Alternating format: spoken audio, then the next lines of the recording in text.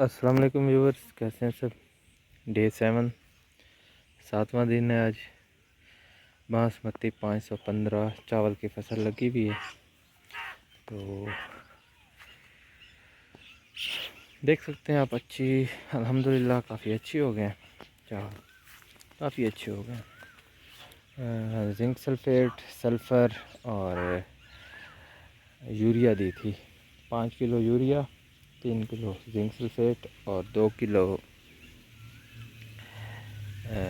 Sulphur. ये 1 बीघा का हिसाब है। एकड़ में इसका डबल कर लें, 10 kilo urea, 6 kilo zinc sulphate और 4 किलो सल्फ़र।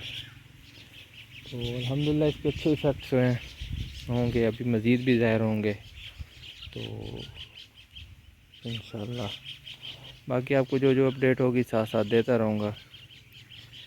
वीडियो अच्छी लगे तो इसे लाइक और शेयर कर दें, चैनल को सब्सक्राइब कर लें। ये सीरीज़ कोई देखता नहीं है, मुझे भी पता है, ये ज़्यादा ना मेरी चलती है ना देखता है कोई। तो बस सिर्फ ये अपने रिकॉर्ड के लिए बना रहा हूँ। कल को अगले नेक्स्ट आने वाले ईयर्स में मेरे लिए ये काफ़ी फ़ायदेमंद साबित होगी। Thank you very much. अल्लाह हाफिज़।